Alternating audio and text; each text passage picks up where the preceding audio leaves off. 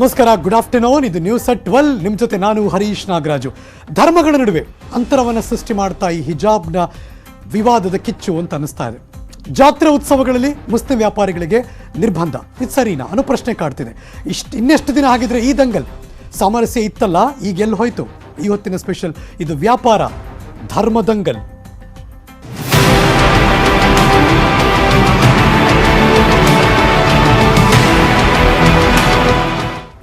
ಹಿಜಾಬ್ ವಿವಾದದ ಬೆನ್ನಲ್ಲೇ ಇದೀಗ ಕರಾವಳಿಯಲ್ಲಿ ಮತ್ತೊಂದು ಧರ್ಮಕಂದಕ ಶುರುವಾಗಿದೆ. ಕರಾವಳಿ ಮಲೆನಾಡಿನ ಜಾತ್ರೆಗಳಲ್ಲಿ ಮುಸ್ಲಿಂ ವ್ಯಾಪಾರಿಗಳಿಗೆ ನಿಷೇಧ ಮಾಡಿದ್ದಾರೆ. Breaking news.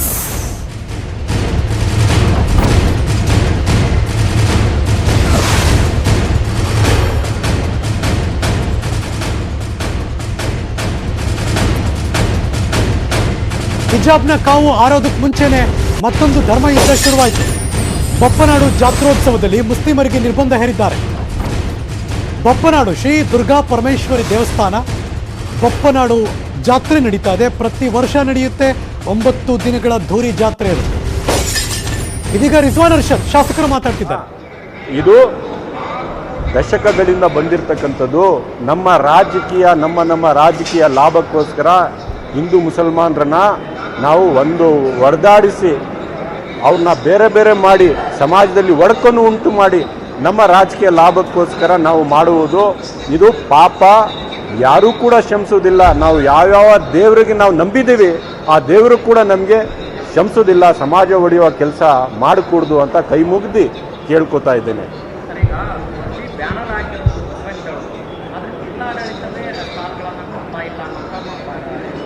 ನೋಡಿ, ಇವತ್ತು ಬಜರಂಗ್ ದಳದವರು ಭಾರತೀಯ ಜನತಾ ಪಕ್ಷ ಸಂಘ ಪರಿವಾರದ ಒಂದು ಅಂಗ.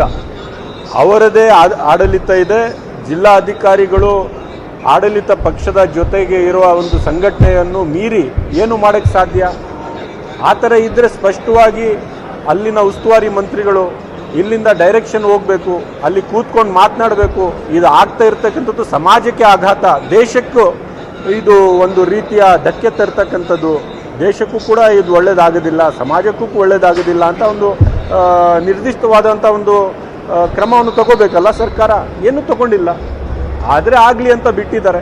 ಅದರಿಂದ ಅವ್ರಿಗೆ ರಾಜಕೀಯ ಲಾಭ ಆಗುತ್ತೆ ಅಂತ ತಿಳ್ಕೊಂಡು ಅವರು ಬಿಟ್ಟಿದ್ದಾರೆ. ನಾನು ಇಷ್ಟೇ ಹೇಳೋಕ್ಕೆ ಇಚ್ಛೆಪಡ್ತೀನಿ, ನಿಮಗೆ ರಾಜಕೀಯ ಲಾಭ ಆಗ್ಬೋದು ಮತ್ತು ಸಮಾಜಕ್ಕೆ ದೊಡ್ಡ ನಷ್ಟ ಆಗುತ್ತೆ ಅಂತ ಹೇಳೋಕ್ಕೆ ಇಚ್ಛೆಪಡ್ತೀನಿ.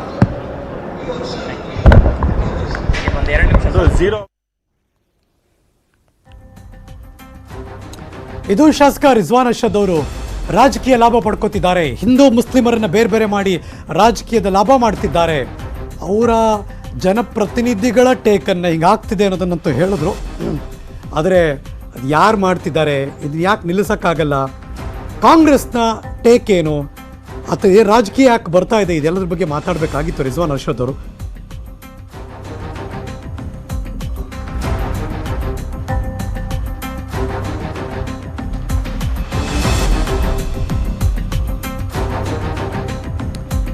ಬಲಭಾಗದ ದೃಶ್ಯ ನೋಡ್ತಿರೋದು, ಅಲ್ಲೆಲ್ಲೂ ಕೂಡ ಮುಸ್ಲಿಂ ವ್ಯಾಪಾರಸ್ಥರಿಲ್ಲ. ಅದು ಬಪ್ಪನಾಡು ದುರ್ಗಾ ಪರಮೇಶ್ವರಿ ಜಾತ್ರೆ. ಆ ಜಾತ್ರೆಯ ದೃಶ್ಯ ತೋರಿಸ್ತಾ ಇದ್ದೀವಿ. ಬಪ್ಪನಾಡ್ಗೆ ಹೋದ್ರು ಅಷ್ಟೇ, ಕಾಪು ಮಾರಿಗುಡಿಗೆ ಹೋದ್ರು ಅಷ್ಟೇ, ಶಿವಮೊಗ್ಗದ ಮಾರಿಕಾಂಬಾಗೆ ಹೋದ್ರು ಅಷ್ಟೇ, ಎಲ್ಲೂ ಯಾವುದೇ ಮುಸ್ಲಿಂ ಬಾಂಧವರು ಅಲ್ಲಿ ವ್ಯಾಪಾರವನ್ನು ಮಾಡುತ್ತಿಲ್ಲ. ಯಾರೂ ಅಲ್ಲಿ ಬಂದಿಲ್ಲ.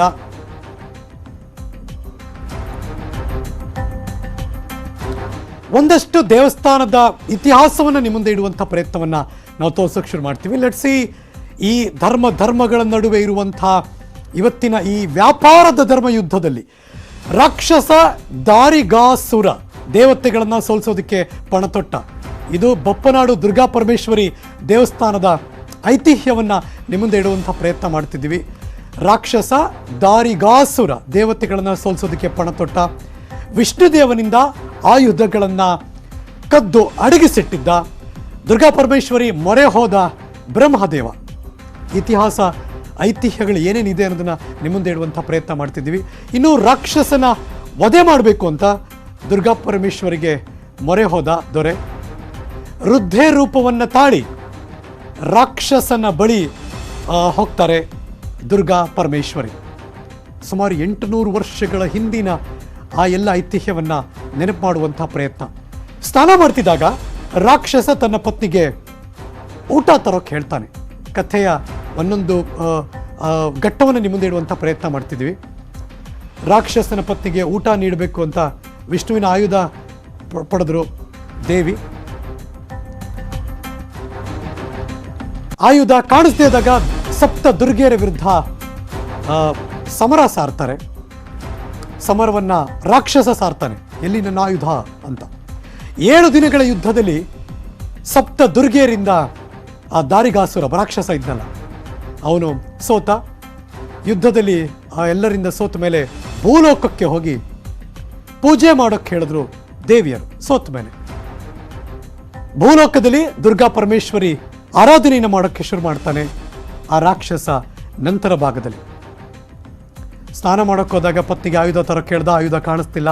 ಅದಾದ್ಮೇಲೆ ಸೋತ. ಅದಾದ್ಮೇಲೆ ದೇವಿಯರೆಲ್ಲರೂ ಕೂಡ ಭೂಲೋಕಕ್ಕೆ ಹೋಗಿ ದೇವಿ ಆರಾಧನೆ ಮಾಡು ಅಂತ ಹೇಳಿದ್ರು. ಆಗ ದುರ್ಗಾ ಪರಮೇಶ್ವರಿ ಆರಾಧನೆಯನ್ನು ಮಾಡೋಕ್ಕೆ ಶುರು ಮಾಡ್ದ ಆ ದಾರಿಗಾಸುರ ಪೂಜೆ ಮಾಡಿದಂಥ ಸ್ಥಳ ಇವತ್ತಿನ ಈ ಬಪ್ಪನಾಡು ಅನ್ನುವ ಜಾಗ. ಅದು ಮುಸ್ಲಿಂ ವ್ಯಾಪಾರಿ ಬಪ್ಪ ಬ್ಯಾರಿ ಶಾಂಭವಿ ನದಿ ದಾಟ್ತಿರ್ಬೇಕಾದ್ರೆ ಆ ಬಪ್ಪ ಬ್ಯಾರಿ ಶಾಂಭವಿ ನದಿ ದಾಟ್ತಿದ್ದಾಗ ಮುಸ್ಲಿಂ ವ್ಯಾಪಾರಿಗೆ ಒಂದು ಅಶರೀರವಾಣಿ, ಎಲ್ಲಿಂದಲೂ ಕೇಳಿಸುವ ಅಶರೀರವಾಣಿ ಕೇಳಿಸ್ತು ಆ ಮುಸ್ಲಿಂ ವ್ಯಾಪಾರಿಗೆ.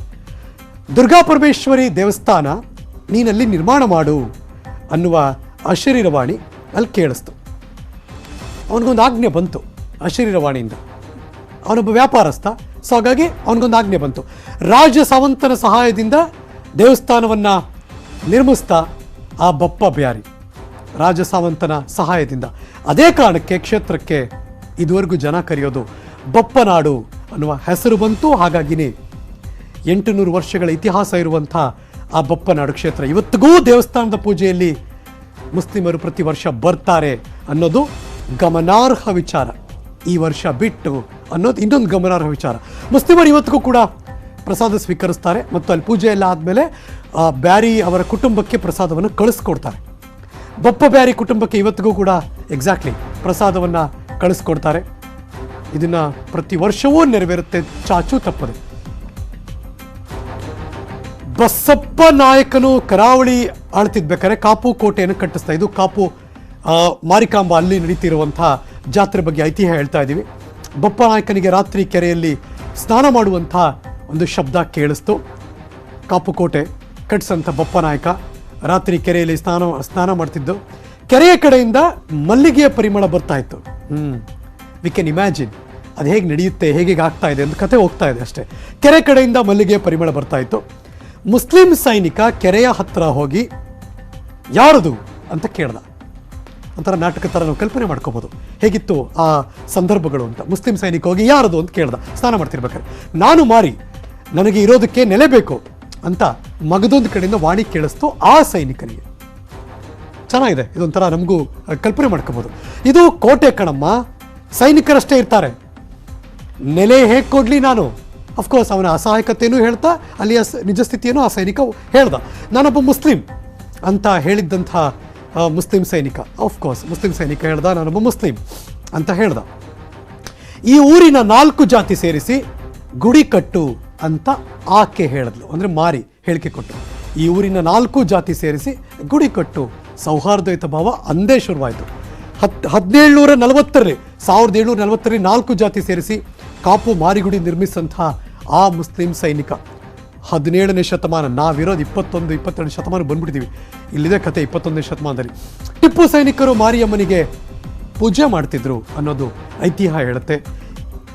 ಇದಿಷ್ಟು ಕೂಡ ಐತಿಹ್ಯ ಒಂದಷ್ಟು ಮಾಹಿತಿ ನಿಮ್ಮ ಗಮನಕ್ಕೆ ಕೊಟ್ವಿ. ಈಗ ಬಂದಿರೋದು ಈಗ ನಿರ್ಬಂಧ ಎಲ್ಲೆಲ್ಲಿ ಆಗಿದೆ ಅಂತ.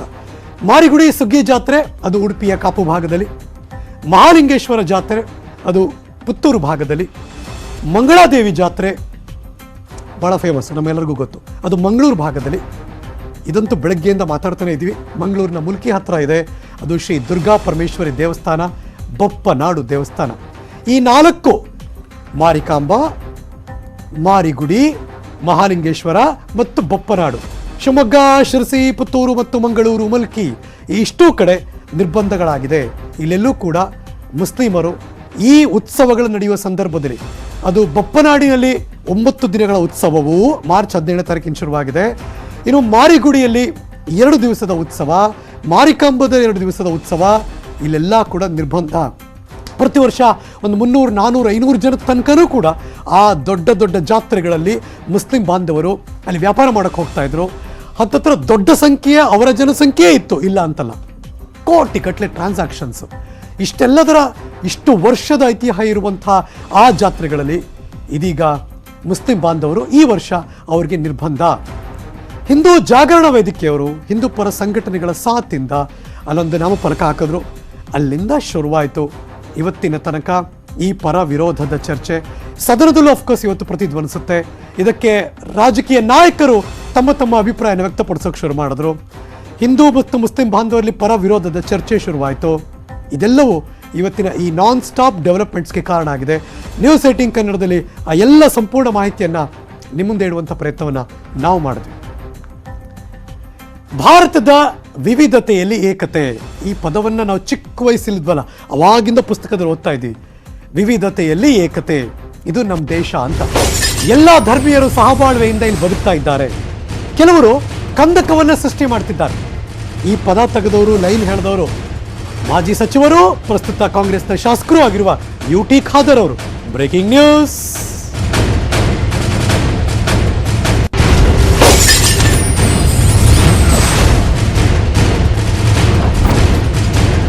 ಭಾರತ ವಿವಿಧತೆಯಲ್ಲಿ ಏಕತೆ, ನಮ್ಮ ದೇಶ ಇದು. ಎಲ್ಲ ಧರ್ಮೀಯರು ಸಹಬಾಳ್ವೆಯಿಂದ ಬದುಕ್ತಾ ಇದ್ದಾರೆ. ಕೆಲವರು ಕಂದಕ ಸೃಷ್ಟಿ ಮಾಡ್ತಿದ್ದಾರೆ. ಯಾರು ಅಂತ ಹೇಳ್ಬಿಟ್ರೆ ಚೆನ್ನಾಗಿರ್ತಿತ್ತು, ಬಟ್ ಕೆಲವರು ಒಂದು UT ಖಾದರ್ ಅವರ ಮಾತಿದು. ಕರಾವಳಿ ಭಾಗದಲ್ಲಿ ಭಿತ್ತಿಪತ್ರಗಳನ್ನು ಹಾಕ್ತಿದ್ದಾರೆ, ಸಮಾಜದಲ್ಲಿ ಅಶಾಂತಿ ದ್ವೇಷ ಸೃಷ್ಟಿ ಮಾಡಕ್ಕೆ ಹೊರಟಿದ್ದಾರೆ. ಇದೊಂದು ಅಸಹ್ಯ ಕೃತ್ಯ ಅನ್ನೋದು UT ಖಾದರ್ ಅವರ ಮಾತು. ನೀವು ನೋಡ್ತಿರುವಂತಹ ಈ ಕ್ಷಣದ ಬ್ರೇಕಿಂಗ್ ನ್ಯೂಸ್.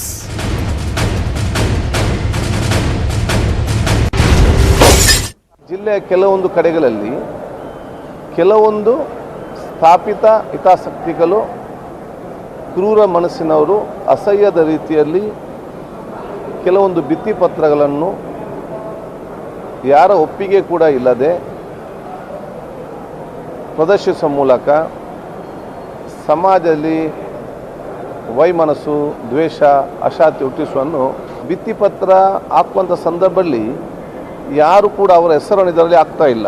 ಆದ ಕಾರಣ ಹೆಸರು ಹಾಕದವರು, ಅಡ್ರೆಸ್ ಹಾಕದವರು ನಿಜವಾದ ಹೇಡಿಗಳು, ಕ್ರೂರ ಮನಸ್ಸಿನವರು.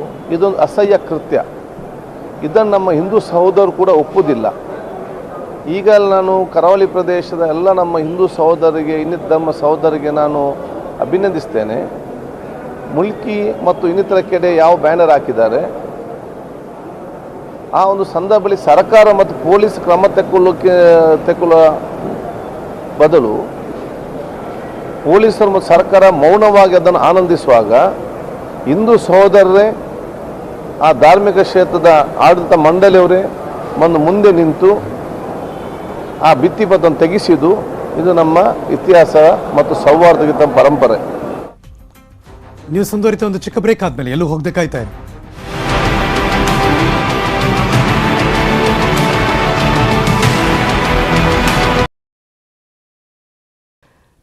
Welcome back.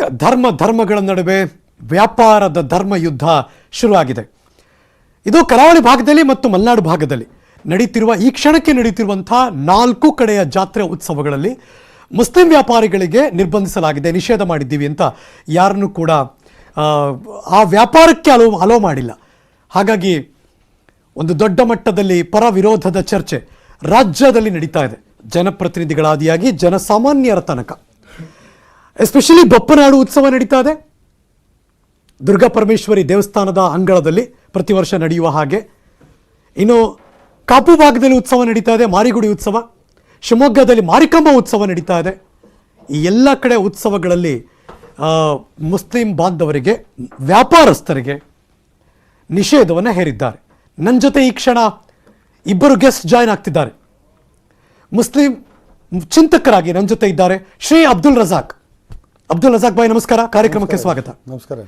ರಾಜ್ಯ ಸಂಚಾಲಕರು ಬಜರಂಗ ದಳದವರು ಶ್ರೀ KR ಸುನೀಲ್ ನಮ್ಮ ಜೊತೆ ಲೈವ್ ಜಾಯ್ನ್ ಆಗ್ತಿದ್ದಾರೆ.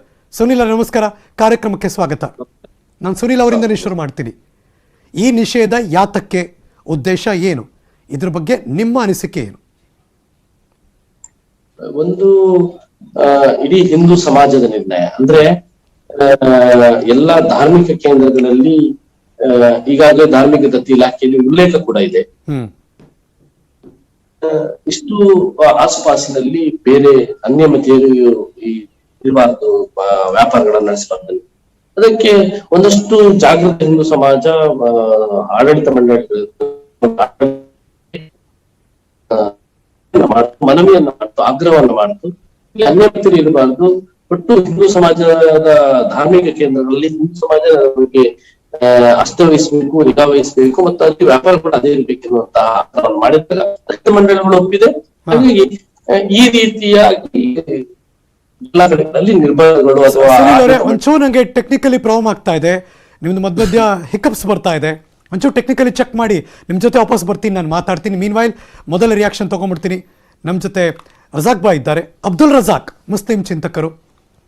ರಜಾಕ್ ಬಾಯ್, ನಿಮ್ಮ ಮೊದಲ ಮಾತೇನು?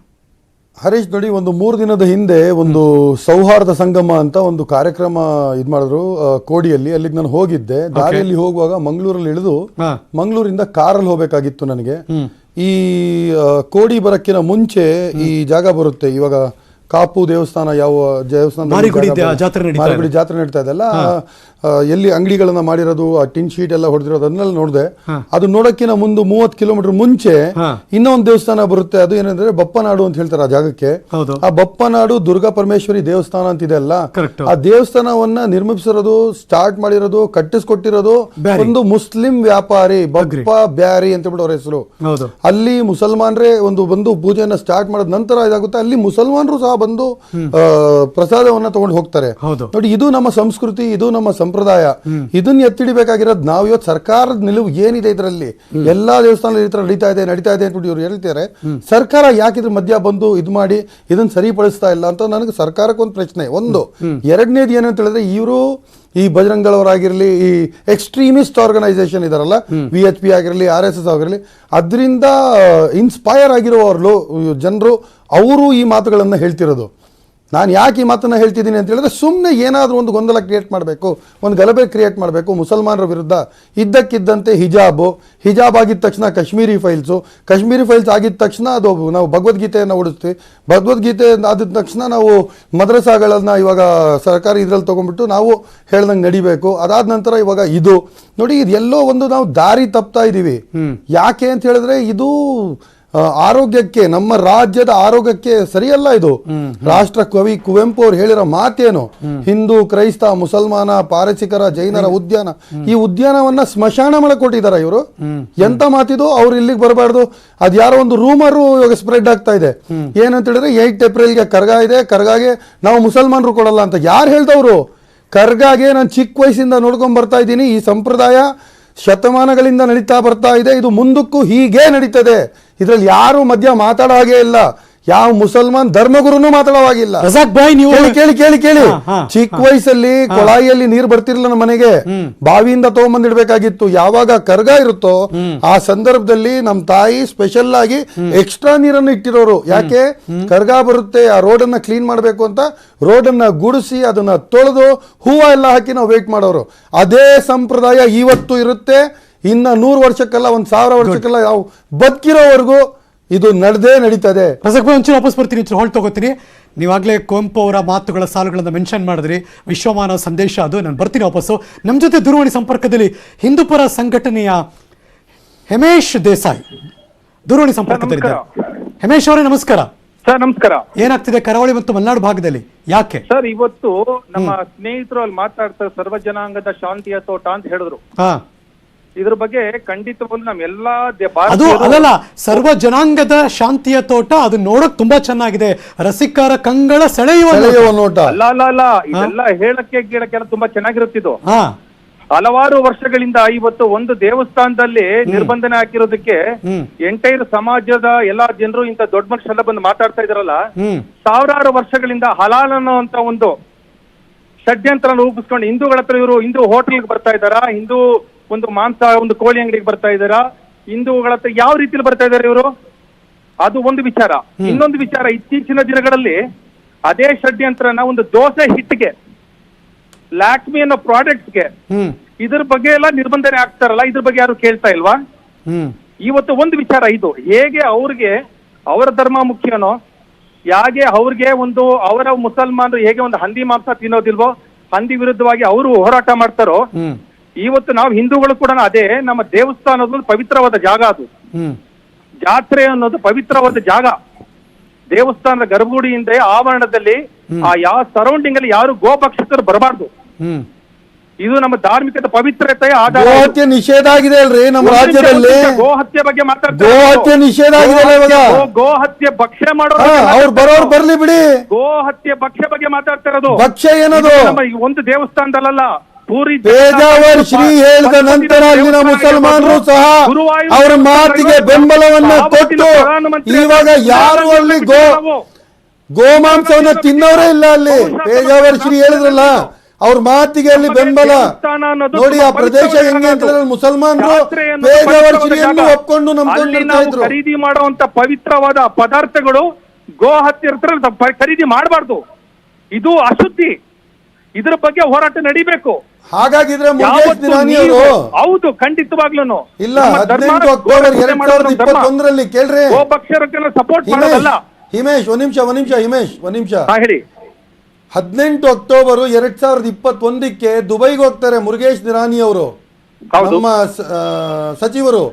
ಹೋಗ್ಬಿಟ್ಟು ದುಬೈಯಿಂದ 3,500 ಕೋಟಿ ಗಲ್ಫ್ ಇಸ್ಲಾಮಿಕ್ ಇನ್ವೆಸ್ಟ್ಮೆಂಟ್ ಅಂತ ನಮ್ಮ ರಾಜ್ಯಕ್ಕೆ ಇನ್ವೆಸ್ಟ್ಮೆಂಟ್ ತರ್ತಾರೆ. ಅದನ್ನ ಯೂಸ್ ಮಾಡ್ಬೇಕಾ, ವಾಪಸ್ ಕೊಟ್ಬಿಡ್ಬೇಕಾ?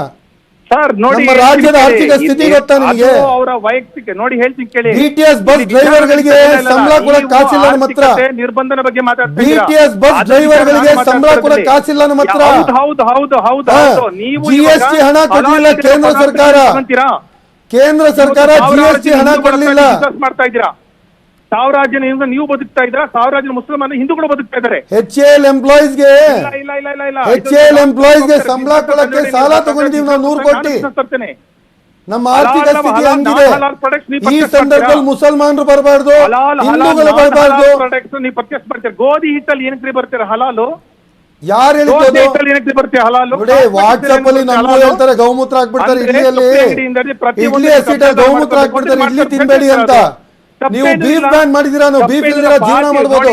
ಇಡ್ಲಿ ಇಲ್ದಿರ ನಮ್ಗೆ ಜೀವನ ಮಾಡಕ್ ಆಗಲ್ಲ. ಪವಿತ್ರವಾಗಿರ್ಬೇಕು. ಇಡ್ಲಿ ಇಲ್ದಿರ ಜೀವನ ಮಾಡಕ್ ಆಗಲ್ಲ ನಮ್ಗೆ. ನಾಷ್ಟನಲ್ಲಿ ನಮ್ಗೆ ಬೆಳಿಗ್ಗೆ ಬ್ರೇಕ್ಫಾಸ್ಟ್ ಅಲ್ಲಿ ಇಡ್ಲಿ ಬೇಕೇ ಬೇಕು. ಅಧಿಕೃತ ಚಾನೆಲ್ ಇದು. ವಾಟ್ಸ್ಆಪ್ ಬಗ್ಗೆ ಹಿಮೇಶ್ ದೇಸಾಯಿ ಅವರೇ ಕೇಳಿಸ್ಕೊಳ್ಳಿ. ಹಿಮೇಶ್ ಅವರೇ ಲಿಸನ್ ಟು ಮಿ, ಕೇಳಿಸ್ಕೊಳ್ಳಿ ಒಂದ್ ನಿಮಿಷ ಕೇಳಿಸ್ಕೊಳ್ಳಿ. ಈಗ ಇಬ್ಬರದ್ದು ನಾನು ಕೂಲಂಕುಷವಾಗಿ ನೀವು ಇಷ್ಟು ಮಾತಾಡಿದ್ ಕೇಳಿಸ್ಕೊಂಡಿದ್ರಿ. ಪರ ವಿರೋಧದ ಚರ್ಚೆ ಆಗಬೇಕು ಇಲ್ಲ ಅಂತ ಹೇಳ್ತಿಲ್ಲ, ಬಟ್ ನಾನು ಕೇಳ್ತಿರೋದು ಇಷ್ಟು ದಶಕಗಳ ಅಥವಾ ಇಷ್ಟು ವರ್ಷಗಳ, 100 ವರ್ಷಗಳ ಐತಿಹ್ಯ ಇರುವಂಥ ಒಂದು ಸಮುದಾಯಗಳೇ ಸೇರಿ ಮಾಡುವಂಥ ಜಾತ್ರೆಗಳಲ್ಲಿ ಇವಾಗ ಹಿಜಾಬ್ನ ವಿವಾದದ ಕಿಚ್ಚು ಬೇರೆ ಆಂಗಲ್ಗೆ ಹೋಗ್ತಾ ಇದೆ. ಮನುಷ್ಯ ನಡುವೆ ಈ ಧರ್ಮ ಯುದ್ಧ ನಡೀತಾ ಇದೆ ವ್ಯಾಪಾರದ ಮೂಲಕ. ಅಂದ್ರೆ ಏನಿದೆ ಅಂತ ಕೇಳ್ಬೇಕಷ್ಟೇ. ಒಪ್ಕೊಂತೀನಿ, ಆದ್ರೆ ಕೋರ್ಟ್ ಆರ್ಡರ್ ಆದ್ಮೇಲೆ ಬಂದ್ ಮಾಡೋ ಅವಶ್ಯಕತೆ ಏನಿತ್ತು?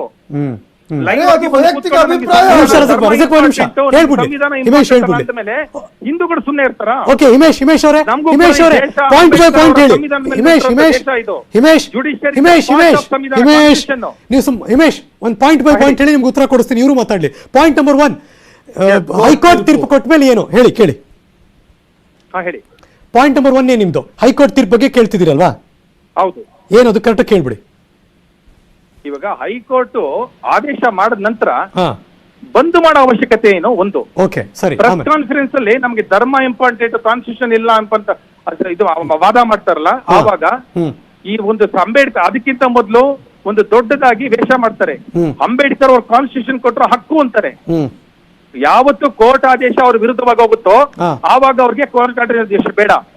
ಇದೇ ವಿಚಾರ 1984 ಶಾಬಾನು ಕೇಸಲ್ಲೂ ಆಗುತ್ತೆ. ಆವತ್ತು ಕೂಡ ಸುಪ್ರೀಂ ಕೋರ್ಟ್ ನ ವಿರುದ್ಧ ಮಾಡ್ತಾರೆ ಅವರು. ಆವತ್ತು ಕೂಡ ರಾಮ್ ಜನ್ಮಭೂಮಿಗೆ ಇವರು ವಿರುದ್ಧ ಆಗಿದ್ದಕ್ಕೆ ಇವತ್ತು ರಾಮ್ ಜನ್ಮಭೂಮಿ ವಿಚಾರ ದೊಡ್ಡದಾಯ್ತು. ಅವ್ರು ರಾಜೀವ್ ಗಾಂಧಿ ಗೇಟ್ಸ್ ಓಪನ್ ಮಾಡಿ ಇದೇ ವಿಚಾರಕ್ಕೆ ಸುಪ್ರೀಂ ಕೋರ್ಟ್ ಅಗ್ನಿ ಮಾಡಿದ್ದಕ್ಕೆ ಇವತ್ತು ಕೂಡ ನಾಳೆ ಸುಪ್ರೀಂ ಕೋರ್ಟ್ ಹೋಗ್ತಾರೆ ಇವರು. ಇವರು ಕೋರ್ಟ್ನ ತೀರ್ಪು ಬಗ್ಗೆ ಮಾತಾಡ್ತಾರಲ್ಲ, ಕೋರ್ಟಿನ ತೀರ್ಪಲ್ಲಿ ನಮಗೆ ಅಸಮಾಧಾನ ಆಗಿ ನಾವು ನಮ್ಮ ಅಭಿಪ್ರಾಯವನ್ನ ವ್ಯಕ್ತಪಡಿಸಲಿಕ್ಕೆ ನಾವು ಒಂದು ಬಂಧನ ಇದ್ ಮಾಡಿದ್ವಿ. ಅದರಲ್ಲಿ ಒತ್ತಡವಾಗಿ ಹಿಮೇಶ್ ದೇಸಾಯಿ ಅವರೇ ದಯವಿಟ್ಟು ಒಂದು ಅವಕಾಶ ಕೊಡಿ. Let me answer you properly. ನೋಡಿ, Thank you. ಜಲ್ಲಿಕಟ್ಟು ಅಂತ ಒಂದು ಸಂಪ್ರದಾಯ ನಡೀತಾ ಇರುತ್ತೆ ತಮಿಳುನಾಡಿನಲ್ಲಿ. 2006 ಮದ್ರಾಸ್ ಹೈಕೋರ್ಟ್ ಏನ್ ಹೇಳುತ್ತೆ ಅಂದ್ರೆ ಜಲ್ಲಿಕಟ್ಟು ನಿಲ್ಲಿಸಬೇಕು ಅನ್ನುತ್ತೆ. ಅದಾದ ನಂತರ ಈ ವಿಷಯ ಸುಪ್ರೀಂ ಕೋರ್ಟ್ಗೂ ಹೋಗುತ್ತೆ, ರಾಜ್ಯಪಾಲರಿಗೂ ಹೋಗುತ್ತೆ, ಪ್ರೆಸಿಡೆಂಟ್ಗೂ ಹೋಗುತ್ತೆ. ತಿರುಗು ಇವತ್ತಿನವರೆಗೂ ಜಲ್ಲಿಕಟ್ಟು ನಿಲ್ಲಲ್ಲ. ಶಬರಿಮಲೆ ವಿಷಯದಲ್ಲಿ ನಮ್ಮ ರಾಷ್ಟ್ರದ ಗೃಹ ಮಂತ್ರಿಗಳು ಅಮಿತ್ ಶಾ ಅವರು ಏನ್ ಹೇಳ್ತಾರೆ ಗೊತ್ತಾ? ಸರ್ಕಾರಗಳು ಹಾಗೂ ನ್ಯಾಯಾಲಯಗಳು ಅನುಷ್ಠಾನಗೊಳ್ಳಕ್ಕಾಗಿರುವಂತಹ ಮತ್ತೆ ಅದನ್ನ ಪಾಲನೆ ಮಾಡೋಕ್ಕೆ ಆಗದಿರುವ ಒಂದು ಆದೇಶಗಳು ಮತ್ತು ಕೋರ್ಟ್ ಆರ್ಡರ್ಗಳನ್ನು ಕೊಡಬಾರ್ದು ಅಂತ ಅಮಿತ್ ಶಾ ಅವರು ಹೇಳ್ತಾರೆ.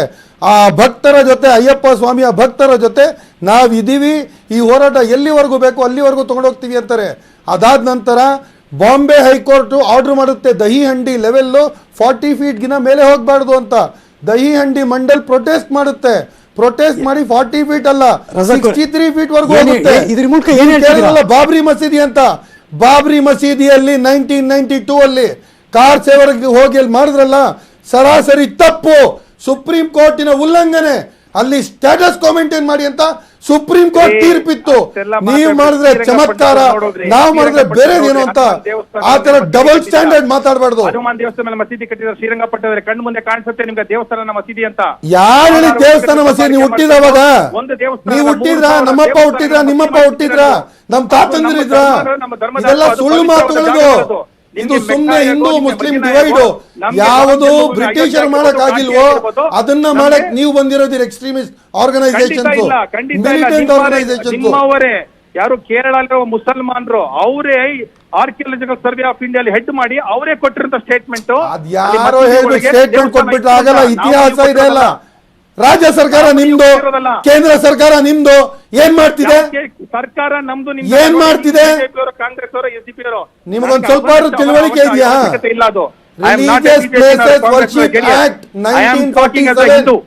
ಒಂದು ನಿಮಿಷ, ನಾನು 1947 religious places worship act. I am least bothered about your political affiliation. We are not supposed to talk about any religious institution which existed before 1947. If it was a Hindu worship place, it belongs to Hindus. Muslim worship place belongs to Muslims. 70 ವರ್ಷಗಳಿಂದ ಹಲಾಲನ ವಿಚಾರದಲ್ಲಿ 70 ವರ್ಷ ಅಲ್ಲ, 1400 ವರ್ಷದಿಂದ ಹಲಾಲು. Scientist ಅನ್ನ ಕೇಳಿ, there is a scientific reason. Dosa ಹಿಟ್ಟಿಗೆ ಯಾರು ಒಂದು ಜಟ್ಟ ಹೊಡಿರಿ, ಇಲ್ಲ ಹಲಾಲ್ ಮಾಡಿ. ನೋಡಿ, ಅದು ಯಾವ್ದೋ MI ಅಂತ ಒಂದು ಕೇರಳದೊಂದಿದೆ, ಅದರ ಹಲಾಲ್ ಸರ್ಟಿಫೈಡ್ ಅಂತ ಬರುತ್ತೆ. ಇದೇನು? This is nothing but sir ಅದಷ್ಟೇ ಅಲ್ಲ, cosmetic products, ice cream, follow ಮಾಡಬೇಕು.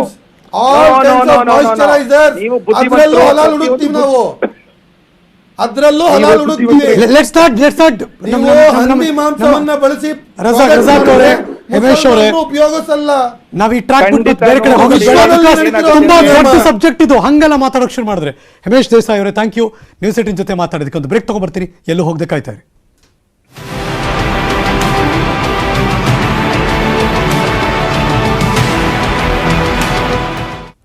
Welcome back. ವ್ಯಾಪಾರದ ಧರ್ಮ ದಂಗಲ್ ನಡೀತಾ ಇದೆ. ನಮ್ಮ ಜೊತೆ ನೇರ ಸಂಪರ್ಕದಲ್ಲಿ ಅಫ್ಕೋರ್ಸ್ ಸ್ಟುಡಿಯೋದಲ್ಲಿ ಅಬ್ದುಲ್ ರಜಾಕ್ ಅವರಿದ್ದಾರೆ, ಮುಸ್ಲಿಂ ಚಿಂತಕರು. ಸರ್, ಯಾಕಿದು? ನೀವಾಗಲೇ ವಾಟ್ಸಪ್ ಬಗ್ಗೆ ತುಂಬ ಮೆನ್ಷನ್ ಮಾಡ್ತಿದ್ರಿ. ಅಂದರೆ ಯಾರ್ಯಾರೋ ಸುಮ್ಮನೆ ಹಬ್ಬಿಸ್ತಾ ಇರ್ತಾರ ಸರ್ ಈ ಮೆಸೇಜ್ಗಳನ್ನ? ನೋಡಿ, ಇದು ಎಲ್ಲಿಂದ ಬಂತು ಅಂತ ಹೇಳಿದ್ರೆ, ಗಂಗೊಳ್ಳಿಯಲ್ಲಿ ಒಂದ್ಸಲ ಅದು ಗೋಹತ್ಯೆ ನಿಷೇಧಕ್ಕೆ ಪ್ರತಿಭಟನೆಯಲ್ಲಿ ಪಾಲ್ಗೊಂಡ ಹಿಂದೂಗಳಿಗೆ ಅವರ ಜೊತೆ ಮೀನ್ ತಗೋಬಾರ್ದು ಅಂತ ಮುಸಲ್ಮಾನರು ಬಹಿಷ್ಕಾರ ಮಾಡಿದ್ರು. ಅದಕ್ಕೋಸ್ಕರ ಇವತ್ತು ನಾವು ಬಹಿಷ್ಕಾರ ಮಾಡ್ತೀವಿ. ಮತ್ತೆ ಈ ಹಿಜಾಬ್ ವಿಷಯದಲ್ಲಿ ಇವರು ಇದು ಮಾಡಿದ್ರು ಅಂತ ಗಂಗೊಳ್ಳಿಯಲ್ಲಿ ನಡೆದ ಘಟನೆ. ಅಲ್ಲಿ ಅಧಿಕೃತವಾಗಿ ಯಾವ ಒಂದು ಮುಸಲ್ಮಾನರ ಸಂಘಟನೆ ಆಗಲಿ, ಸಮಿತಿ ಆಗಿರಲಿ, ಯಾರು ಒಂದು ದೊಡ್ಡ ಧರ್ಮಗುರುಗಳಾಗಿರ್ಲಿ, ಇಲ್ಲ ಮುಸ್ಲಿಂ ಮುಖಂಡರಾಗಿರ್ಲಿ, ಜನಪ್ರತಿನಿಧಿ ಆಗಿರ್ಲಿ, ಅವ್ರು ಹೇಳಿಲ್ಲ. ಸುಮ್ಮನೆ ವಾಟ್ಸ್ಆಪ್ ಅಲ್ಲಿ ಯಾವನೋ ಒಬ್ಬ ಏನೋ ಒಂದು ಹೇಳಿ ಈ ತರ ಅಂತ ಇವ್ರು ಮಾಡ್ತಿದಾರೆ ಅಂತ ಹೇಳಿ ಹಂಗೆ ವೈರಲ್ ಆಯ್ತು. ಮಾಡಿದ ಉದ್ದೇಶ ಏನು? ಯಾರೋ ಒಂದು ಕಿಡಿಗೇಡಿಗಳು ಇರ್ತಾರೆ, ಅವ್ರು ಮಾಡಿರ್ತಾರೆ. ಆದ್ರೆ ಬಂದ್ ಬಗ್ಗೆ ತಾವು ಮಾತಾಡಬೇಡಿ. ಬಂದ್ ಬಗ್ಗೆ ಏನಿದೆ ಅಂತ ಹೇಳಿದ್ರೆ, ದ ಹೈಕೋರ್ಟ್ ಕೇಳ್ತಿಲ್ಲ, ನಾನು ಕೇಳ್ತಿರೋದು ಕ್ಲಾರಿಟಿ ಗೊತ್ತಾಗ್ಲಿ. ಈಗ ಬಂದ್ ಮಾಡಿದ್ದಾರೆ, ಬಂದ್ ಮಾಡಿದ ವಿಷಯ ಏನು ಅಂತ ಹೇಳಿದ್ರೆ, ನಾವು ತೀರ್ಪನ್ನ ವೇಟ್ ಮಾಡ್ತಿದ್ವಿ. ತೀರ್ಪು ಬಂತು, ಆದ್ರೆ ನಮಗ್ ನ್ಯಾಯ ಸಿಗ್ಲಿಲ್ಲ. ಕಾನೂನಿನ ಚೌಕಟ್ಟಿನಲ್ಲಿ ನಮಗೆ ನಾವು ಸುಪ್ರೀಂ ಕೋರ್ಟ್ ಹೋಗೋ ಒಂದು ಅವಕಾಶ ನಮಗಿದೆ. ನಾವು ಸುಪ್ರೀಂ ಕೋರ್ಟ್ ಹೋಗಿದ್ದೀವಿ. ಅದರ ಮಧ್ಯದಲ್ಲಿ ನಮ್ಮ ಒಂದು ಅಸಮಾಧಾನವನ್ನ ವ್ಯಕ್ತಪಡಿಸಬೇಕು. ಸೆಕ್ಷನ್ 144 ಇತ್ತು, ರೋಡ್ಗಿಳಿದು ಬೀದಿಗಿಳಿದು ನಾವು ಪ್ರೊಟೆಸ್ಟ್ ಮಾಡೋ ಅವಕಾಶ ಇರಲಿಲ್ಲ. ಸೈಲೆಂಟ್ ಪ್ರೊಟೆಸ್ಟ್ ಏನು ಅಂತ ಹೇಳಿದ್ರೆ we are not happy with our edict. ನೀವು ನಿಮ್ಮ ಅಂಗಡಿಗಳನ್ನ ಬಂದ್ ಮಾಡ್ಕೊಳ್ಳಿ, ಮನೆಯಲ್ಲಿ ಕೂತ್ಕೊಳ್ಳಿ ಅಂತ ಹೇಳಿದ್ರು. ಕೊರೋನಾದಲ್ಲಿ 2 ವರ್ಷ ಕೂತ್ಕೊಂಡ್ರೆ ಯಾರು ಮಾತಾಡಿಲ್ವಲ್ಲ. ಒಂದ್ ದಿನ ಕೂತ್ಕೊಳ್ಳಿ ಅಂತ ಹೇಳಿದ್ರು, ಸಾಕಲ್ಲ. ಅದೇನು ಅದರಲ್ಲಿ ಅದೇನು ಯಾರು ಹಿಂದೂಗಳಿಗೆ ತೋರ್ಸಕ್ಕೆ ಅಂತ ನಾವು ಮಾಡಿಲ್ಲ. ಅದೇನು ಹಿಂದೂಗಳು ಬಲವಂತವಾಗಿ ನೀವು ಅಂಗಡಿಗಳು ಬಂದ್ ಮಾಡ್ರಿ ಅಂತ ಯಾವ ಒಬ್ಬನೂ ಹೇಳಿಲ್ಲ. ಒಂದು ಇನ್ಸಿಡೆಂಟು ಆಗಿಲ್ಲ. ಧರ್ಮಗುರುಗಳ ಕಡೆಯಿಂದ ಬಂತು, ಸೈಲೆಂಟ್ ಆಗಿ ನೀವು ಒಂದಿನ ಪ್ರೊಟೆಸ್ಟ್ ಮಾಡಿ. ಈಗ ನಿಷೇಧ ಮಾಡಿರೋರ ಟೇಕ್ ಏನಪ್ಪಾ ಅಂದ್ರೆ, ನೀವು ನಮ್ಮ ನೆಲದ ಕಾನೂನು ನೀವು ಗೌರವಿಸಲ್ಲ ಅಂದ್ಮೇಲೆ ಕಾನೂನಿಗೆ ಗೌರವ ಕೊಟ್ಟಿಲ್ಲ ಅಂತ ಹೆಂಗಿಂದ ಬರುತ್ತೆ? ಶಬರಿಮಲೆ ವಿಷಯದಲ್ಲಿ ಇದುವರೆಗೂ ನಡೀತಾ ಇದೆ ಸುಪ್ರೀಂ ಕೋರ್ಟ್ ಅಲ್ಲಿ. ಶಬರಿಮಲೆಯಲ್ಲಿ ಸುಪ್ರೀಂ ಕೋರ್ಟ್ ತೀರ್ಪನ್ನ ಕೊಟ್ಟಿದೆ, ಆದೇಶ ಕೊಟ್ಟಿದೆ. ಯಾರು ಪಾಲನೆ ಮಾಡಿದ್ರು? ಜಲ್ಲಿಕಟ್ಟುಯಲ್ಲಿ ಯಾರು ಪಾಲನೆ ಮಾಡಿದ್ರು? ದಹಿಹಂಡಿಯಲ್ಲಿ ಯಾರು ಪಾಲನೆ ಮಾಡಿದ್ರು? ಧರ್ಮಕ್ಕೆ ಬಂದಾಗ ಇಮೋಷನಲ್ ಇಶ್ಯೂ ಅದು. ಆ ಇಮೋಷನಲ್ ಇಶ್ಯೂ ಅಲ್ಲಿ ಯಾರು ಬೇಕಾದ್ರೆ ಹೆಂಗಾರು ಮಾಡ್ಬೋದು. ಅದೇನ್ ನಾವು ಪಾಲನೆ ಮಾಡಲ್ಲ ಅಂತ ಹೇಳ್ಬಿಟ್ಟು ನಾವು ರೋಡ್ಗಳು ಬಿಟ್ಟಿಲ್ಲ, ಹಿಜಾಬೆ ಹಾಕೊಂಡು ಹೋಗ್ಬೇಕು ಅಂತ ಯಾರು ಹೇಳಿಲ್ವಲ್ಲ. ನಾವೇನ್ ಹೇಳಿದ್ವಿ ನಾವು ಮಕ್ಕಳಿಗೆ, ಎಕ್ಸಾಮ್ಗೋಸ್ಕರ ನೀವು ಹೋಗ್ಲೇಬೇಕು. ಆ ಸಂದರ್ಭದಲ್ಲಿ ಬರೀ ಆ ಎಕ್ಸಾಮ್ ಅಷ್ಟು ಹೊತ್ತು ನೀವು ಹಿಜಾಬ್ ಅನ್ನ ಬಿಚ್ಚಿ ಎಕ್ಸಾಮ್ ಬರೆದು ಆಚೆ ಬರಬೇಕು ಅಂತ ಹೇಳ್ತಾ ಇದೀವಿ. ನೋಡಿ, ಇದೆಲ್ಲ ಬಿಡಿ, ಹಿಜಾಬ್ ವಿಷಯ ಅಲ್ಲ. ಈ ಸಂದರ್ಭದಲ್ಲಿ ಮಾತಾಡ್ಬೇಕಾದ್ರೆ ನಮ್ಮ ಸಂಪ್ರದಾಯ ಏನು, ಈ ಭಕ್ತರು ಸ್ವಾಮಿ ಅಯ್ಯಪ್ಪನ ನಂಬ್ಕೊಂಡು ಅಷ್ಟು ದೂರ ಹೋಗ್ತಾರಲ್ಲ, ಅಲ್ಲಿ ಹೋದಾಗ ಮೊದಲು ಅವ್ರು ಹೋಗೋದು ದರ್ಗಾಗೆ. ಇವಾಗ ಕರ್ಗಾ ಬಗ್ಗೆನೂ ಮಾತಾಡೋಣ. ಕರ್ಗಾ ಬಂದಾಗ ನಾವು ಯಾವ ತರ ಅದನ್ನ ಆಚರಿಸ್ತೀವಿ? ಯಾರು ಮಾತಾಡ್ತಿರೋದು ಈಗ? ಕರ್ಗಾ ಬಗ್ಗೆ ಯಾಕೆ ವಿಷಯ ಆಚೆ ಬಂತೀಗ? ಇದು ಒಂದು ಸಮ್ ಇಡಿಯಟ್ಸ್ ಅಂತ ಹೇಳ್ತೀನಿ ನಾನು. ಇಡಿಯಟ್ಸ್, ಸ್ವಲ್ಪನೂ ಬುದ್ಧಿ ಇಲ್ಲ, ಇಡಿಯಟ್ಸ್. ಸರ್, ಇದು ಇವತ್ತಿಂದಲ್ಲ, ನಮ್ಮ ಅಪ್ಪ ತಾತನೂ ಹುಟ್ಟಿರ್ಲಿಲ್ಲ.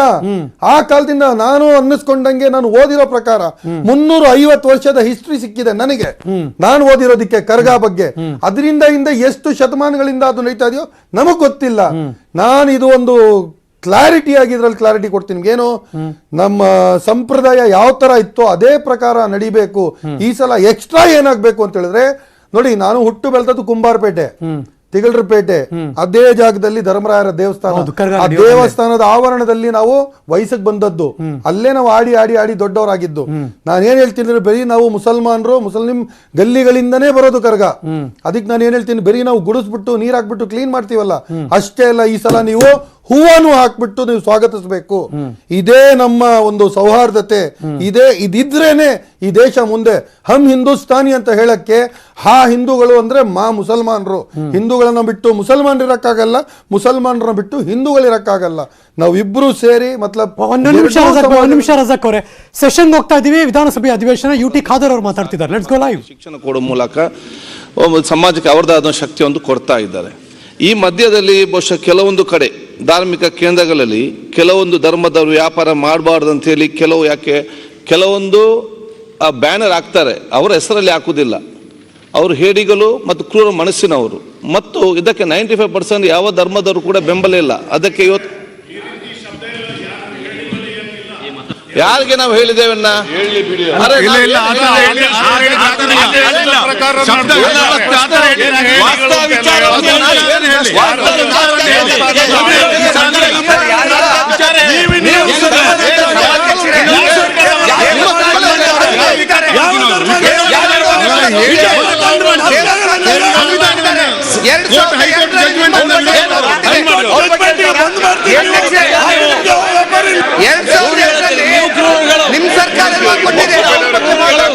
ನಿಮ್ ಸರ್ಕಾರ ಅವ್ರು ಮಾಡ್ತಾ ಇದಾರೆ ಅಂತ ಹೇಳ್ತಾ ಇಲ್ಲ ಸಭಾಧ್ಯಕ್ಷರೇ. ಅವ್ರು ಯಾಕೆ ಆತಂಕ? ದಯವಿಟ್ಟು ಕುತ್ಕೊಳ್ರಿ, 1 ನಿಮಿಷ ಕೇಳ್ರಿ, ಏನ್ ಹೇಳ್ತಾರೆ ಕೇಳಿ. ಕುತ್ಕೊಳ್ರಿ ಸೋಮಶೇಖರ್ ದೊಡ್ಡಗೌಡ್ರು, ಕುತ್ಕೊಳ್ರಿ. ಅದ್ ಅವ್ರು ಏನ್ ಹೇಳ್ತಿದ್ದಾರೆ, ಅವ್ರು ಯಾರ ಬಗ್ಗೆ ಏನ್ ಹೇಳ್ತಿದ್ದಾರೆ ಕೇಳ್ರಿ. ಒಂದ್ ಸ್ವಲ್ಪ ಕುತ್ಕೊಳ್ರಿ, 1 ನಿಮಿಷ. ಅವ್ರು ಏನ್ ಹೇಳ್ತಿದ್ದಾರೆ ಕೇಳ್ರಿ. ಯಾರು ಅಂತ ಹೇಳಿದ್ರೆ ಹೇಳಿದ್ರು, ಅದನ್ನ ಕೇಳೋಣ. ಈಗ ಅವ್ರು ಏನ್ ಹೇಳ್ತಿದ್ದಾರೆ ಅದನ್ನ ಕೇಳಿ ದಯವಿಟ್ಟು. ಸಿದ್ದು, ರಘುಪತಿ, ಸೋಮಶೇಖರ್,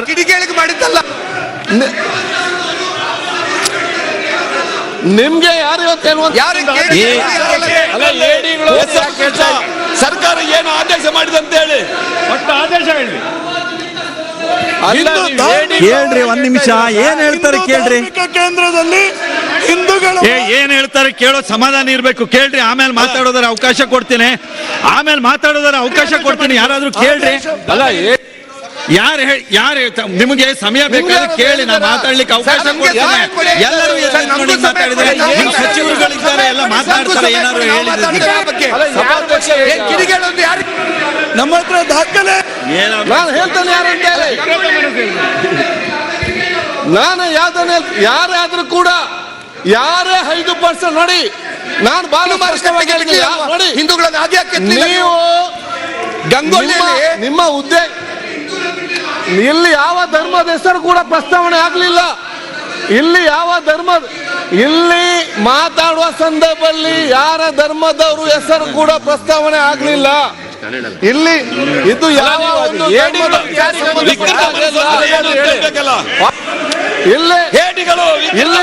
ಇಲ್ಲಿ ಯಾವುದೇ ಧರ್ಮ ಪ್ರಸ್ತಾವ ಆಗ್ಲಿಲ್ಲ. ಹೌದು, ಏನ್ ನಿಮ್ಗೆ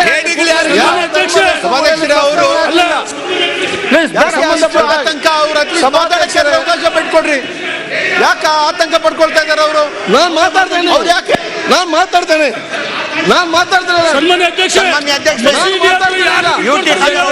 ಯಾರು ಮಾಡಿದಾರಂತ ಹೇಳಿರೋದು ಸಭಾಧ್ಯಕ್ಷರೇ, ಎಲ್ಲಿ ಮಾತಾಡುವ ಸಂದರ್ಭ ಒಂದ್ ನಿಮಿಷ ಅವ್ರು ಏನ್ ಹೇಳ್ತಿದ್ದಾರೆ ಕರೆಕ್ಟ್ ಆಗಿ ಕೇಳ್ರಿ.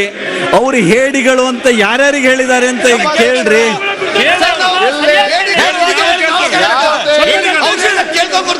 ಈಗ ಲಾ ಮಿನಿಸ್ಟರ್ ಅವರು ತಾವೇ ಹೇಳ್ಬೇಕಿದು, ಇಲ್ಲಾಂದ್ರೆ ಇದು ಇತ್ಯರ್ಥ ಆಗೋದಿಲ್ಲ. ಸರ್, ಹೇಡಿಗಳು ಅಂತ ಯಾರು ಹೇಳ್ತಾರೆ ಸರ್? ಯಾವ ಧರ್ಮದ ಹೆಸರು ಕೂಡ ಪ್ರಸ್ತಾವನೆ ಆಗ್ಲಿಲ್ಲ. ಅಲ್ಲ, ನೀವು ಪ್ರಕಟಣೆ ಓದಿದ್ರೆ ಬೇಡ, ಪ್ರಕಟಣೆ ಓದ್ಬಿಟ್ಟು ಹೇಡಿಗಳು ಅಂತ ಹೇಳ್ಬಿಟ್ಟು ಯಾರು ಅವ್ರು ಯಾರು ಮಾಡಿದಾರೆ ಅವ್ರಿಗೆ ಹೇಳಿರೋದು ನೋಡಿ. ಒಂದ್ ನಿಮಿಷ ಕೇಳ್ರಿ, ಏನ್ ಹೇಳ್ತಿದ್ದಾರೆ ಹೇಳಿ. ವಿಚಾರ ಇಲ್ಲ ನೀವು ಇದರಲ್ಲಿ ಯುಟಿ ಖಾದರ್ ಅವರು ಯಾರು ಮಾಡಿದಾರೆ ಅಂತ ಹೇಳಿದ್ರು. ಈಗ ಸರ್ಕಾರದ ಜವಾಬ್ದಾರಿ ಇದ್ದಾನೆ. ಡೂಪ್ಲಿಕೇಟ್ ಸರ್ಟಿಫಿಕೇಟ್ ತಗೊಂಡು ಇಲ್ಲಿ ಮಾತಾಡ್ತೀನಿ. ಸರ್ಟಿಫಿಕೇಟ್ ತಗೊಂಡು ಹೇಡಿಗಳು ಯಾರು ಡೂಪ್ಲಿಕೇಟ್ ಸರ್ಟಿಫಿಕೇಟ್ ಬರುದಿಲ್ವಾ? ಒಬ್ಬರಿಗೆ ಮೋಸ ಆಗ್ತದೆ. ಡೂಪ್ಲಿಕೇಟ್ ಸರ್ಟಿಫಿಕೇಟ್ ತಗೊಂಡು ಬರ್ಬೋದು ನಿಮ್ಗೆ ಸಭಾಧ್ಯಕ್ಷರೇ. ಅಲ್ಲ, ಈ ರೀತಿ ಪ್ರಸ್ತಾಪ ಮಾಡಬಾರ್ದು. ಸನ್ಮಾನ್ಯ ಅಧ್ಯಕ್ಷ, ನಮ್ಮ ಪಾರ್ಟಿಗಳು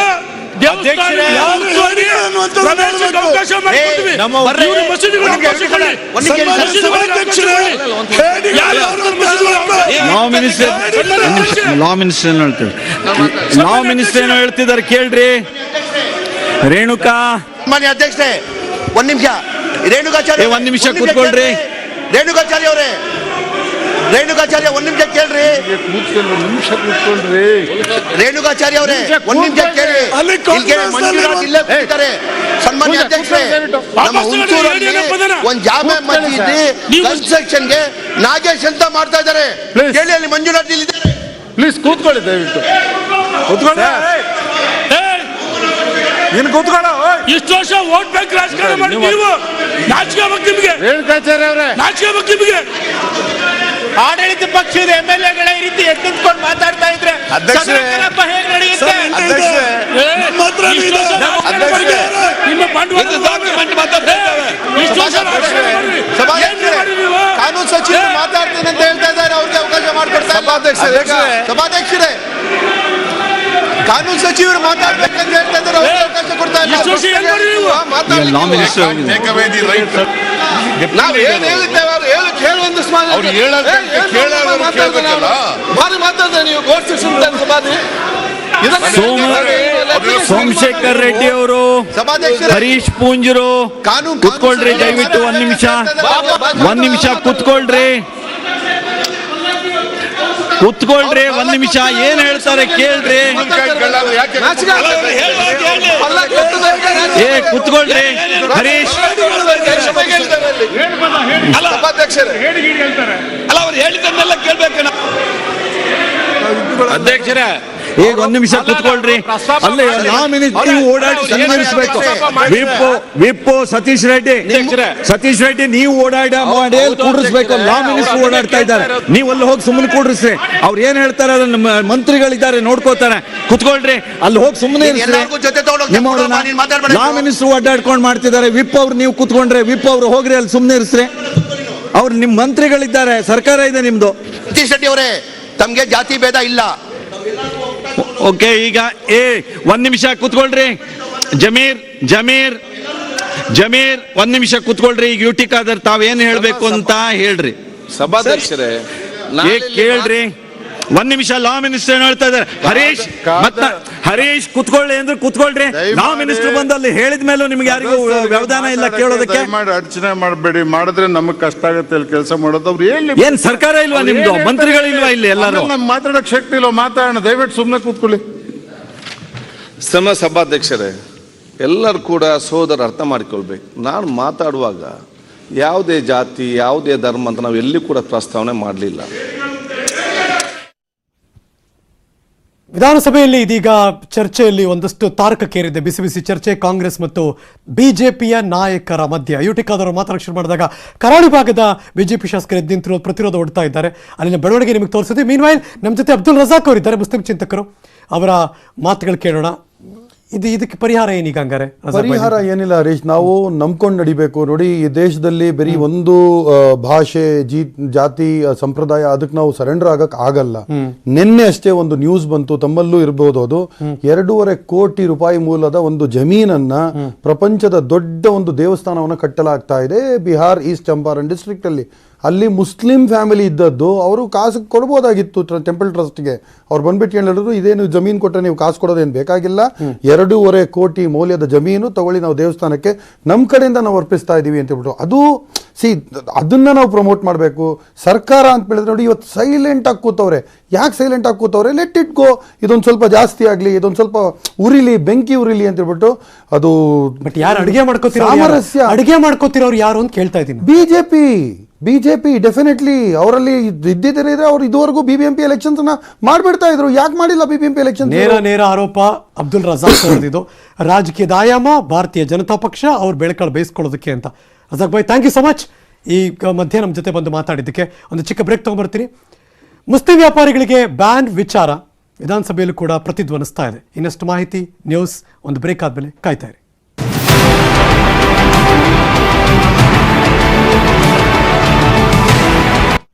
ವೆಲ್ಕಮ್ ಬ್ಯಾಕ್. ಕರಾವಳಿ ಭಾಗದಲ್ಲಿ ಮಲೆನಾಡು ಭಾಗದಲ್ಲಿ ಈಗಾಗಲೇ ವ್ಯಾಪಾರಸ್ಥರಿಗೆ ಅಂದರೆ ಮುಸ್ಲಿಂ ವ್ಯಾಪಾರಸ್ಥರಿಗೆ ಬ್ಯಾನ್ ಮಾಡಿರೋ ವಿಚಾರ ಈಗ ಸದನದಲ್ಲಿ ಕೂಡ ಪ್ರತಿಧ್ವನಿಸ್ತಾ ಇದೆ. ಶಾಸಕ ರಿಜ್ವಾನ್ ಅರ್ಷದ್ ಮಾತಾಡ್ತಿದ್ದಾರೆ. Let's go live. ಯಾರು ಕೂಡ ಅಳಿಸೋದಕ್ಕೆ ಸಾಧ್ಯವೇ ಇಲ್ಲ.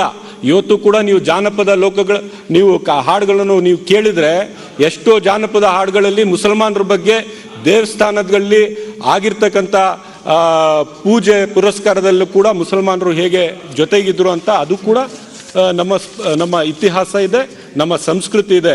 ಈ ಇತಿಹಾಸ, ಈ ಸಂಸ್ಕೃತಿಯನ್ನು ಯಾವುದೇ ಒಂದು ಲಾಭಕ್ಕೋಸ್ಕರ ನಾವು ಹಾಳು ಮಾಡಿದ್ರೆ ನಮ್ಮ ಮುಂದಿನ ಪೀಳಿಗೆಗೆ ನಾವು ಮಾಡ್ತಾ ಇರ್ತಕ್ಕಂಥ ದೊಡ್ಡ ದ್ರೋಹ ಅಂತ ಹೇಳಕ್ಕೆ ನಾನು ಬಯಸ್ತೀನಿ. ದಯವಿಟ್ಟು ನನ್ನ ಸರ್ಕಾರಕ್ಕೆ ಅಪೀಲು, ಈ ಮಟ್ಟಕ್ಕೆ ಹೋಗುವುದು ಸರಿ ಇಲ್ಲ. ಯಾವುದೇ ಒಂದು ಸಂದರ್ಭದಲ್ಲಿ ಬಹಿಷ್ಕಾರ ಹಾಕುವ ಸಂಸ್ಕೃತಿ ಇದೆಯಲ್ಲ, ಅದು ಸರಿ ಇಲ್ಲ. ಬಹಿಷ್ಕಾರ ಹಾಕ್ತಕ್ಕಂಥ ಸಂಸ್ಕೃತಿ ನಾವು ಹಿಂದೆ ನೋಡ್ತಾ ಇದ್ವಿ, ಇವತ್ತು ಕೂಡ ನೋಡ್ತೀವಿ. ದಲಿತ ಸಮುದಾಯಕ್ಕೆ ಬಹಿಷ್ಕಾರ ಹಾಕ್ತಾರೆ, ಮುಸ್ಲಿಂ ಸಮುದಾಯಕ್ಕೆ ಬಹಿಷ್ಕಾರ ಹಾಕ್ತಾರೆ, ಅತಿ ಹಿಂದುಳಿದ ಯಾರಿಗೆ ಧ್ವನಿ ಇಲ್ಲ ಅಂತ ಸಮುದಾಯಗಳಿಗೆ ಬಹಿಷ್ಕಾರ ಹಾಕ್ತಾರೆ. ಎಷ್ಟು ಇನ್ನೂ ನೋಡಬೇಕಾಗುತ್ತೆ ಅಧ್ಯಕ್ಷರೇ. ಸಂವಿಧಾನತ್ವಾದಂಥ ನಮ್ಮ ಹಕ್ಕಿದೆ, ಅದನ್ನು ನಮಗೆ ಕಾಪಾಡಿ ನಮ್ಮ ಹಕ್ಕನ್ನು ಸರ್ಕಾರದ ಪರವಾಗಿ ಶೂನ್ಯ ವೇಳೆಯಲ್ಲಿ ಸಹಿ ಮಾಡಿ ಅವರಿಬ್ರು ಕೊಟ್ಟಿದ್ದಾರೆ. ಅವರಿಬ್ಬರಿಗೆ ಅವಕಾಶ ಕೊಟ್ಟಿದ್ದೇನೆ. ಇನ್ಯಾರಿಗೂ ಕೊಡೋದಿಲ್ಲ, ಜಮೀರ್ ಅವರಿಗೂ ಕೊಡೋದಿಲ್ಲ, ರಘುಪತಿ ಭಟ್ ಅವರಿಗೂ ಕೊಡೋದಿಲ್ಲ. ಸರ್ಕಾರದ ಪರವಾಗಿ ಸರ್ಕಾರದ ಪರವಾಗಿ ಮೊನ್ನೆ ಮುತಾಲಿಕ್ ಅವ್ರು ಹೇಳ್ತಾರೆ, ಸರ್ಕಾರದ ಪರವಾಗಿ ಹೇಳ್ತಾರೆ. ಆಗೋದಿಲ್ಲ, ನೀವು ಕುತ್ಕೊಳ್ರಿ. ಸಚಿವರು ಮಾಧುಸ್ವಾಮಿ ಅವರು ಕುತ್ಕೊಳ್ರಿ. ಜಮೀರ್ ಕುತ್ಕೊಳ್ರಿ. ಸಹಿ ಹಾಕಿ ಕೊಟ್ಟವ್ರಿಗೆ ಅಷ್ಟೇ ಕೊಟ್ಟಿದ್ದೀನಿ ಅವಕಾಶ, ಮತ್ತೆ ಸುಮ್ಮನೆ ಬೆಳೆಸ್ಬೇಡ್ರಿ. ನಮ್ಮ ಜೊತೆ ನೇರ ಸಂಪರ್ಕದಲ್ಲಿ ವಜ್ರದೇಹಿ ಮಠದ ರಾಜಶೇಖರಾನಂದ ಸ್ವಾಮೀಜಿಗಳು ಬರ್ತಿದ್ದಾರೆ. ಅವ್ರನ್ನ ಮಾತಾಡ್ಸೋಣ. ಇವತ್ತಿನ ಈ ಬೆಳವಣಿಗೆ ಬಗ್ಗೆ ಗುರುಗಳು ಏನು ಹೇಳ್ತಾರೆ ಕೇಳಬೇಕು ಅಂತ ನಾನು ಕಾಯ್ತಾ ಇದ್ದೀನಿ. ರಾಜಶೇಖರಾನಂದ ಸ್ವಾಮೀಜಿಗಳು ವಜ್ರ ದೇಹಿ ಮಠ. ಬುದ್ಧಿ ನಮಸ್ಕಾರ. ಇವತ್ತು ಈ ಕ್ಷಣ ಮಲೆನಾಡು ಭಾಗದಲ್ಲಿ, ಕರಾವಳಿ ಭಾಗದಲ್ಲಿ ನಡೀತಿರೋ ಬೆಳವಣಿಗೆ ಗಮನಿಸ್ತಾ ಇದ್ದೀರಾ. ಎಲ್ಲಿಗೆ ಹೋಗ್ತಿದೆ ಸಮಾಜ? ಆಲೋಚನೆ ಯಾವ ಕಡೆ ಹೋಗ್ತಾ ಇದೆ? ಏನಾಗಬೇಕು ಅನ್ಸುತ್ತೆ ನಿಮಗೆ? ಒಂದು ಕೈ ಮೇಲಾಯಿತು ಅಂತ ಹೇಳಿ ಇನ್ನೊಂದು ಕೈ ಮೇಲ್ ಮಾಡುವಂತಹ ಒಂದು ಪ್ರಕ್ರಿಯೆ ಇದು ಅಂತ ಮೇಲ್ನೋಟಕ್ಕೆ ನಮ್ಗೆ ಅನ್ನಿಸ್ತದೆ. ಆದ್ರೆ ಪ್ರಸ್ತುತವಿರುವ ಪರಿಸ್ಥಿತಿಗಳು ಹಿಂದೂ ಸಮಾಜವನ್ನ ಸೆಟೆದು ನಿಲ್ಲುವ ಹಾಗೆ ಮಾಡಿದೆ. ಹಿಂದೂ ಸಮಾಜ ಯಾವತ್ತು ಸಹಿಷ್ಣು ಸಮಾಜ, ಎಲ್ಲರ ಜೊತೆ ಬೆರೆಯಬೇಕು ಅಂತ ಅನುಕಂಪ ತೋರಿಸಿಕೊಂಡು ಬದುಕುವ ಸಮಾಜ, ಯಾರಿಗೂ ಹಿಂಸೆ ಕೊಡಲ್ಲ. ಹಿಂಸೆ ಬಯಸದವನು ಹಿಂದೂ. ಎಲ್ಲೂ ಕೂಡ ನಾವು ದಾಳಿ ಮಾಡಿರೋದಾಗ್ಲಿ ಅಥವಾ ಇನ್ನೇನೋ ತೊಂದರೆ ಕೊಟ್ಟಿರೋದಾಗ್ಲಿ ಎಲ್ಲೂ ನಮ್ಮ ಇತಿಹಾಸದಲ್ಲಿ ಕಾಣಲಿಕ್ಕೆ ಸಿಗೋದಿಲ್ಲ. ಆದರೆ ಪದೇ ಪದೇ ಹಿಂದೂಗಳಿಗೆ ಅನ್ಯಾಯ ಆಗುವಾಗ ಹಿಂದೂಗಳು ಸುಮ್ಮನೆ ಇರಬೇಕು, ಸಾಮರಸ್ಯದ ಕಡೆಗೆ ಹೋಗಬೇಕು, ಸಮರಸತೆಯನ್ನ ಬೆಳೆಸಿಕೊಳ್ಳಬೇಕು ಅಂತ ಈ ರೀತಿಯಲ್ಲಿ ಬೆಳವಣಿಗೆ ಆಗೋದು ಇದು ದುರದೃಷ್ಟಕರ. ಒಂದು ಕೈಯಲ್ಲಿ ಯಾವಾಗಲೂ ಚಪ್ಪಾಳೆ ಆಗೋದಿಲ್ಲ, ಎರಡೂ ಕೈಯಲ್ಲಿ ಚಪ್ಪಾಳೆ ಆಗಬೇಕು. ಎರಡೂ ಕೈಯಲ್ಲಿ ಚಪ್ಪಾಳೆ ಆಗಬೇಕು ಅಂತನ್ನುವಾಗ ಸಮಾಜದಲ್ಲಿ ಎಲ್ಲರೂ ಇದಕ್ಕೆ ಸ್ಪಂದಿಸಬೇಕು. ಈಗ ಒಂದು ಹಿಂದೂ ಸಮಾಜ ಖಾಲಿ ಸ್ಪಂದಿಸ್ಲಿಕ್ಕೆ ಆಗೋದಿಲ್ಲ. ಹಿಂದೂ ಸಮಾಜಕ್ಕೆ ಅದು ಫೋನ್ ಹಾಗಿರುವುದರಿಂದ ನಿಮ್ಮವರದೇ ಫೋನ್ ಬರ್ತಾ ಇದೆ. ಹಾಗಿರುವುದರಿಂದ ಪರಿಸ್ಥಿತಿ ಹೇಗಿದೆ ಇವತ್ತು ಅಂತಂದರೆ ಹಿಂದೂ ಸಮಾಜ ಮಾತ್ರ ಸ್ಪಂದಿಸಬೇಕು, ಹಿಂದೂ ಸಮಾಜ ಮಾತ್ರ ಇದನ್ನ ಗಮನಿಸಬೇಕು, ನೀವು ಮಾತ್ರ ಸಾಮರಸ್ಯವನ್ನು ಜೋಡಿಸಬೇಕು. ಇದು ಜಾತ್ಯತೀತ ದೇಶ, ಇದು ಸಂವಿಧಾನಬದ್ಧವಾದ ದೇಶ ಅಂತ ಬೊಬ್ಬೆ ಹೊಡೆಯುತ್ತಾರೆ. ಅದೇ ಸಂವಿಧಾನದಲ್ಲಿ ಅದೇ ಆರ್ಟಿಕಲ್ ಅಲ್ಲಿ ಎಲ್ಲರಿಗೂ ರೈಟ್ಸ್ ಕೊಟ್ಟಿದೆ. ಆ ರೈಟ್ಸ್ ಅನ್ನು ಎಲ್ಲರೂ ಪಾಲಿಸಬೇಕು. ಹಾಗಂತ ಇರುವಾಗ ನಾವು ಏನ್ ಮಾಡಿದ್ದೇವೆ? ಪ್ರಸ್ತುತ ಗಂಗೊಳ್ಳಿಯಲ್ಲಿ ಆದಂತಹ ಘಟನೆ ತಮ್ಮ ಗಮನಕ್ಕೆ ಬಂದಿರಬಹುದು, ಎಲ್ಲ ಮಾಧ್ಯಮಗಳಲ್ಲಿ ಬಂದಿದೆ. ಆಮೇಲೆ ಆರ್ಟಿಕಲ್ ಧರ್ಮಾದಾಯ ದತ್ತಿ ಇಲಾಖೆ ಒಳಗೆ ಒಂದು ಆರ್ಟಿಕಲ್ ಇದೆ 2002ರಲ್ಲಿ, ಅದು ಇದಕ್ಕೆ ಬಂದಿದೆ, ಚಾಲ್ತಿಗೆ ಬಂದಿದೆ. ಅಲ್ಲಿ ಒಂದು ವಿವರ ಇದೆ. ಏನು ಅಂತಂದರೆ ಹಿಂದೂ ಧಾರ್ಮಿಕ ದತ್ತಿ ದೇವಸ್ಥಾನದ ಒಳಗಿರುವ ನಿವೇಶನ ಇರಬಹುದು, ಕಟ್ಟಡಗಳಿರಬಹುದು, ಅದು 100 ಮೀಟರ್ ಒಳಗೆ ಹಿಂದುವಿಗೆ ಬಿಟ್ಟು ಬೇರೆಯವರಿಗೆ ಕೊಡಬಾರದು. ಇವಾಗ ನಾವು ಜಾಗೃತಿಯಾಗಿದ್ದೇವಪ್ಪ, ಈಗ ಹಿಂದೂ ಜಾಗೃತನಾಗಿದ್ದಾನೆ. ಹಾಗಾಗಿ ನೀವು ಏನು ಮಾಡ್ತಾ ಇದ್ದೀರಿ? ನೀವು ಹಿಂದೂ ಸಮಾಜಕ್ಕೆ ಏನ್ ತೊಂದರೆ ಕೊಡಬೇಕು ಅಂತ ನೀವುಗಳು ನಿಮ್ಮ ಮನಸ್ಸಿನೊಳಗೆ ಅದನ್ನು ಒಗ್ಗಿಸಿಕೊಂಡು ನೀವು ಮಾಡ್ತಾ ಇದ್ದೀರಿ. ಅದನ್ನು ಹಿಂದೂ ಸಮಾಜ ಸಹಿಸಿಕೊಂಡು ಈ ರೀತಿಯಾಗಿ ಮಾಡ್ತಾ ಇದೆ. ಕಲ್ಲು ಬಂಡೆಗೆ ನೀವು ಒದ್ದಷ್ಟು ಕಲ್ಲು ಬಂಡೆಗೆ ಸೆಡೆದು ನಿಲ್ಲತ್ತಲ್ಲ, ಆ ರೀತಿ ಒಂದು ಸೆಟೆಯುವ ಪ್ರಯತ್ನವನ್ನು ಹಿಂದೂ ಸಮಾಜ ಮಾಡಿದೆ. ತಪ್ಪೇನು ಅಂತ ನಮ್ಮ ಭಾವ. ಸ್ವಾಮೀಜಿಗಳ ನಿಮ್ಮ ಹತ್ರ ವಾಪಸ್ ಬರ್ತೀನಿ ನಾನು. ರಾಜಶೇಖರಾನಂದ ಸ್ವಾಮೀಜಿಗಳು ವಜ್ರ ದೇಹಿ ಮಠ. ಅಟ್ ದ ಸೇಮ್ ಟೈಮ್ ಸ್ವಾಮೀಜಿಗಳ ಗಮನಕ್ಕೂ ಕೊಡ್ತೀನಿ. ನಂಗೆ ಯಾಕೋ ಇವತ್ತು ಪದ್ಮಶ್ರೀ ಇಬ್ರಾಹಿಂ ಸುತಾರ ತುಂಬ ಕಾಡ್ತಿದ್ದಾರೆ. ಸರ್ವಧರ್ಮ ಸಮನ್ವಯದ ಪ್ರಚಾರಕ. ಇತ್ತೀಚೆಗೆ 1-2 ತಿಂಗಳ ಮುಂಚೆ ಅವ್ರನ್ನ ಕಳ್ಕೊಂಡ್ಬಿಟ್ವಿ 81 ವಯಸ್ಸಲ್ಲಿ. ಇಬ್ರಾಹಿಂ ಸುತಾರ ಅವ್ರು ಹೇಳಿದಂಥ ಮಾತುಗಳು ನಾವೆಲ್ಲರೂ ಮತ್ತೆ ಕೇಳಿಸ್ಕೊಳ್ಬೇಕು ಅಂತ ನಿಜವಾಗ್ಲೂ ಅನ್ನಿಸ್ದೇ ಇರೋದಿಲ್ಲ. ವಾಪಸ್ ಬರ್ತೀನಿ ನಾನು. ಒಂದು ಚಿಕ್ಕ ಬ್ರೇಕ್ ತಗೊಂಡು ಎಲ್ಲೂ ಹೋಗದೆ ಕಾಯ್ತಾ ಇರಿ.